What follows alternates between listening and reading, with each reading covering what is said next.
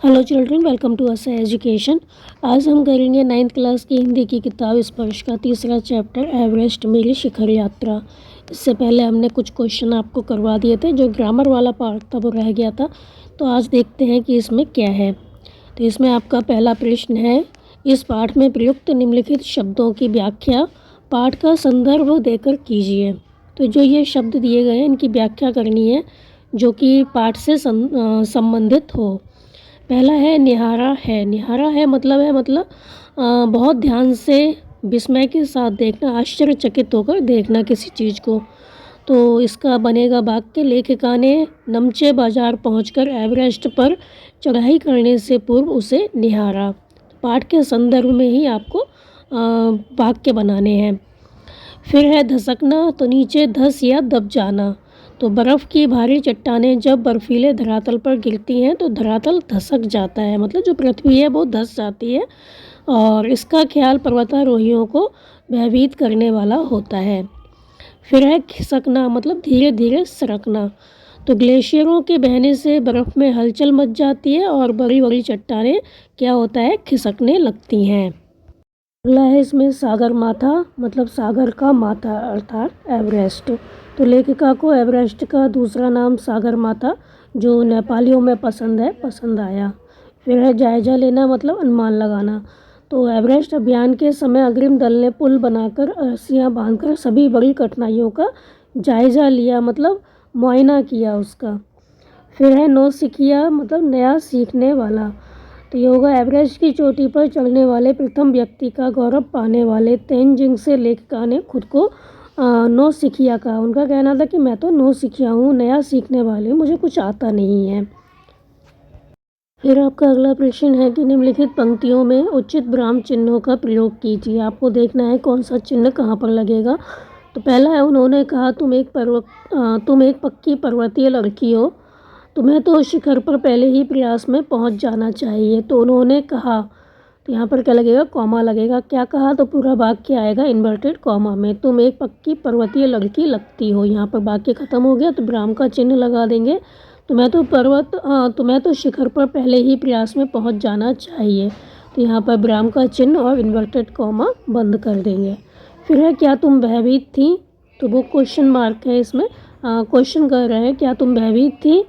तो यहाँ पर क्या होगा, भयभीत थी के बाद क्वेश्चन मार्क लग जाएगा और ये वाक्य पूछा गया, किसी ने कहा है, पूछा है, तो यहाँ पर इन्वर्टेड कॉमा लगेगा और क्लोज्ड हो जाएगा।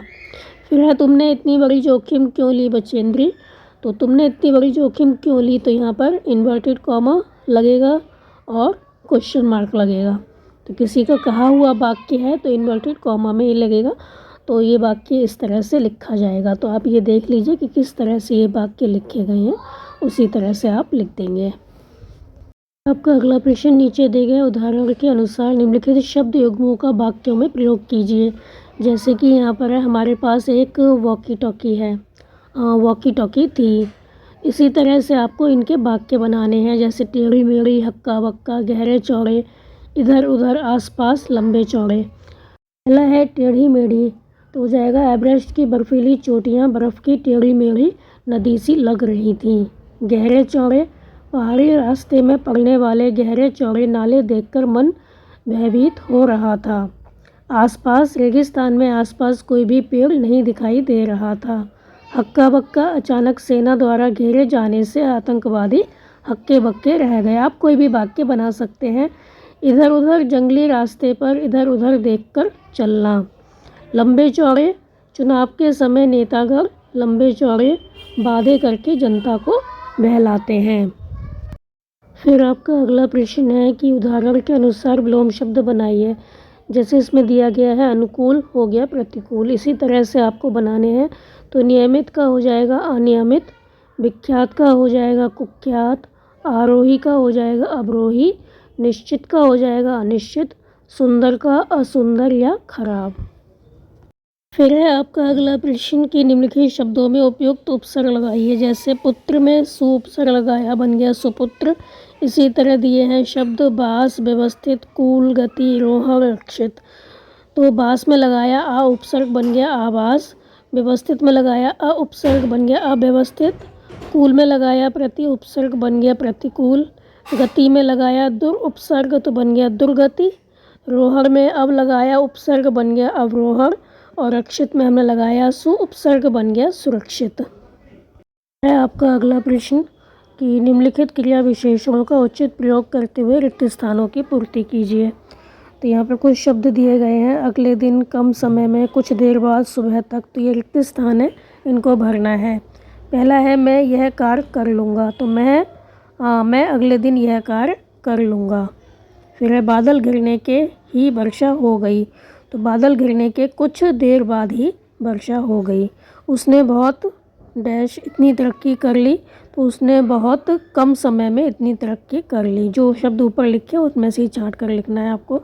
फिर है नाटकसा को जाना था गाँव जाना था। तो नाटकसा को सुबह तक गाँव जाना था। तो पहले में आ जाएगा अगले दिन, दूसरे में आएगा कुछ देर बाद, तीसरे में आएगा बहुत कम समय में, और चौथे में आ जाएगा सुबह तक।